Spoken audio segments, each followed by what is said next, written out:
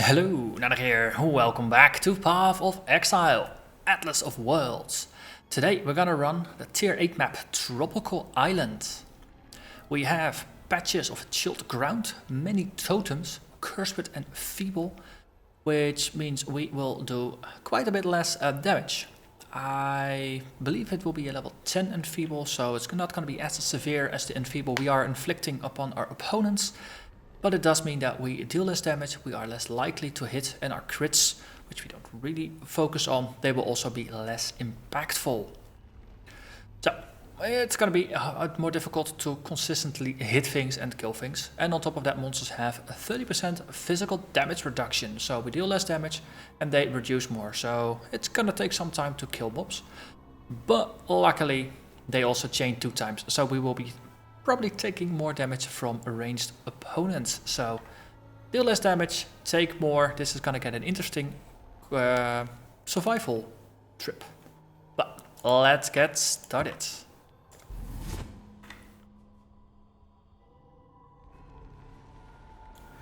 Portals, yes. The temptations of paradise draws forth the good and the bad alike. So, Tropical Island used to be a very nice to run tier 1 map. Incoming totem. It was one of my favorite tier 1s to run back in the old days. Now it's a tier 9 or tier 8, so it's even more rewarding to run. That's a good way of looking at it.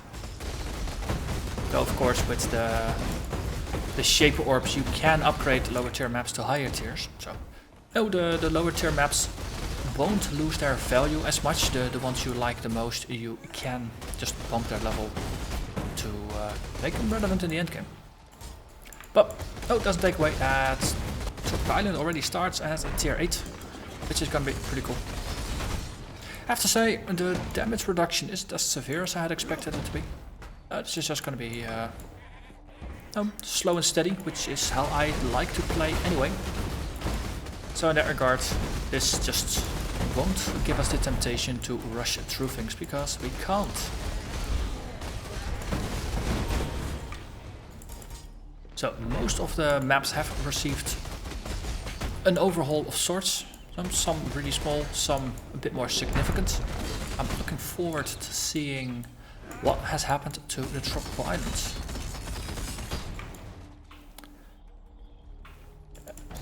In the old days, the map was 2 narrow strips of land that were connected with a cave.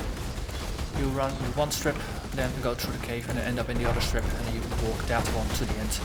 And you would fight a giant gorilla chieftain boss. We shall see what has remained the same and what has changed. French allies, let's so I got a suspicion that maybe flask management might be a bit more relevant for me as well. We have that Series Promise, which most of the time I don't need the extra damage from it, so I don't use it. I only use it against bosses or maybe some particularly nasty yellows. I think in this case I probably just should be using those flasks most of the time to just tear through the monsters. Because every kill is a charge and every 30 charges is a sip.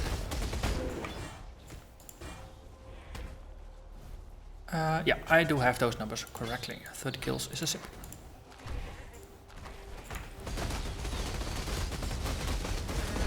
Similarly, of course, we have our Sulfur Flask, which is 40% increased damage. It stacks with all the other all the other sources of increased damage. So the net effect is not going to be 40% more damage, but it will probably turn into something like 10 to 15% more, which is still relevant. So larger groups of weaker mobs, all we need is one first kill, then the explosions will do the rest. Oh, corrupt bloodlines. Ah, that worked.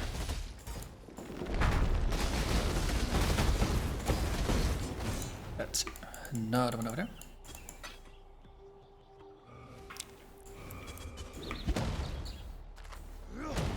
Wondering if I think the map is still as wide as it was before.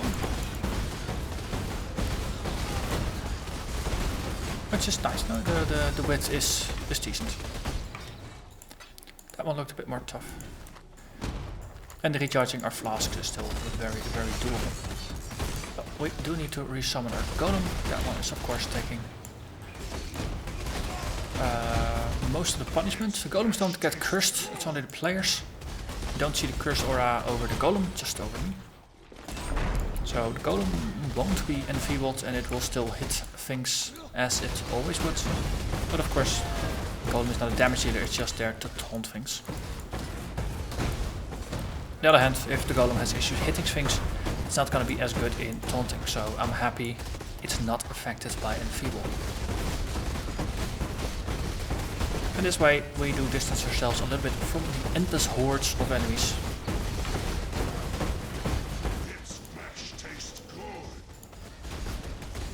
And we still mow them down pretty well. Dividing our attention, that's never a really wise idea.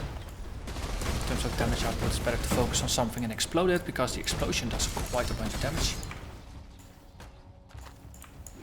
It's a massive shrine. We get bigger, larger AoE.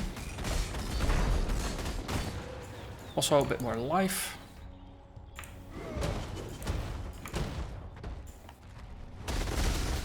We need to go back to the other side of the land strip. Okay, that one looks particularly nasty, just because it's bigger, but it has extra life and it is armored.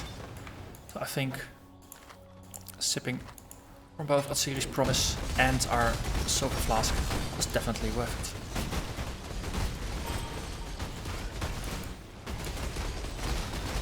Oh. Yes, another one. No, if they don't go down really quickly, just take a sip.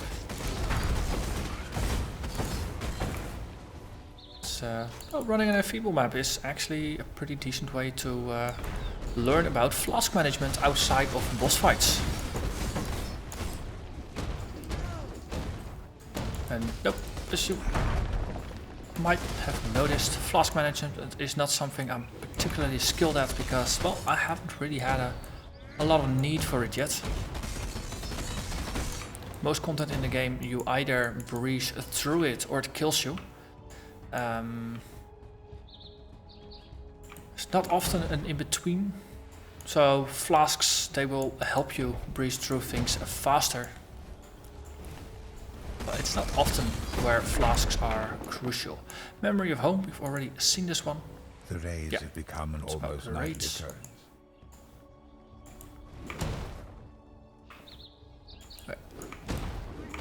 I think we have cleared this side. Let's move on. Ooh, there's actually a cave now. That's new.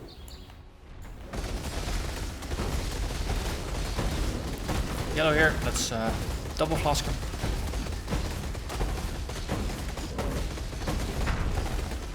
It's a tough bugger, but extra life. That does not help if we are dealing less damage, of course. And then drop the island and we emerge. Also, are they now? Oh, they're still parallel, okay. Because it used to be that you could jump between the islands.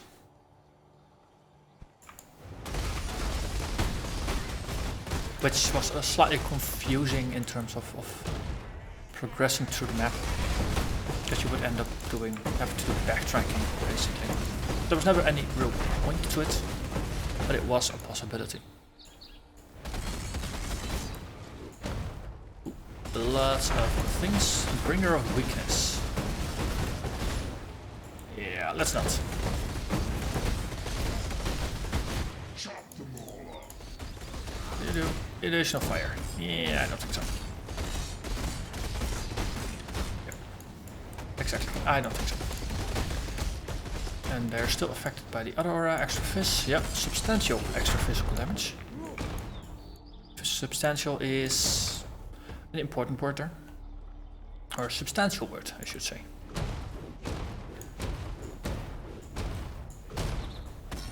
Additional lightning damage, let's also not do that. And someone is making things immortal, but that something is rather far away, so they're all running outside of their protective cushion. in order to try and deal with me. Just positioning ourselves here on the left side of the totem while the monsters are coming from the right side, so we benefit most from the AoE of our Lacerate. And this one all by itself is totally harmless. Frenzied allies don't matter if there are no allies. Again, extra fist. No, moving attack speed.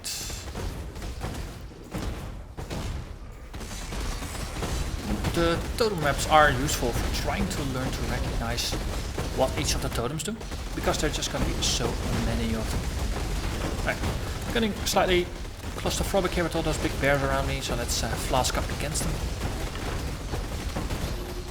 Valorb, they don't drop all that often. So the very keen observer might have noticed that I've changed the coloring of the Valorb from yellow to red. Basically all the less common currencies, or the more rare currencies, so to say, I've just made them all rare, rather than trying to distinguish between things that you use often, like Chaos Orbs, Orbs of Alchemy, things like that, versus things like Blessed Orbs, which are rare enough that you don't really care about them.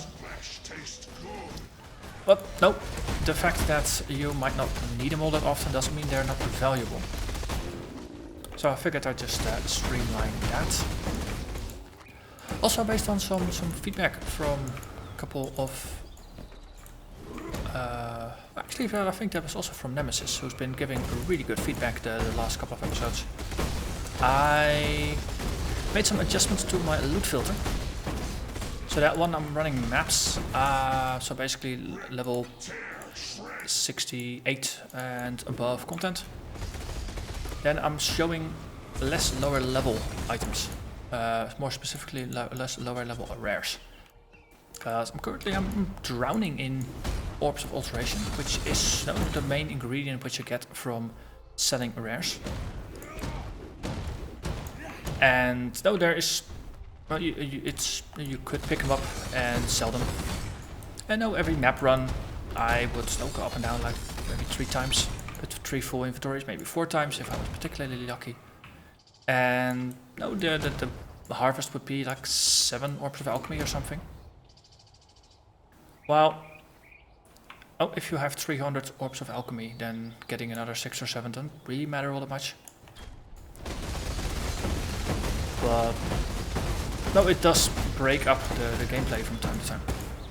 So now I'm only showing the... Oh, there's the boss. Let's be careful here. Okay. We have all our flasks up.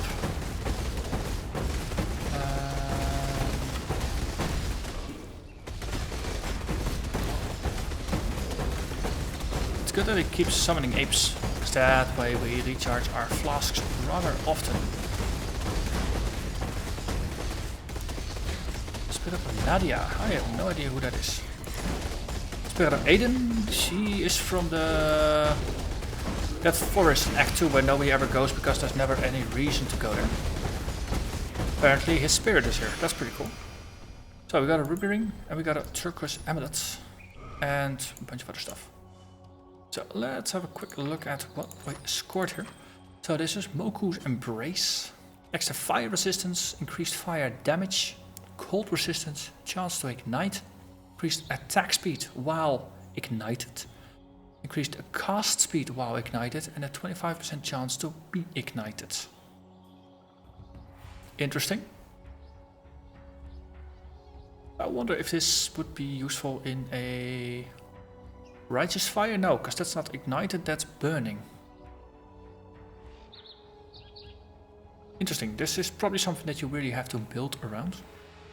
Undeal's Harmony, Dex and Int, increased global crit chance, less global crit multiplier, extra life, mana, and increased stun and block recovery. So this is if you really want to crit and don't really care about the damage. This might be an interesting amulet to go for.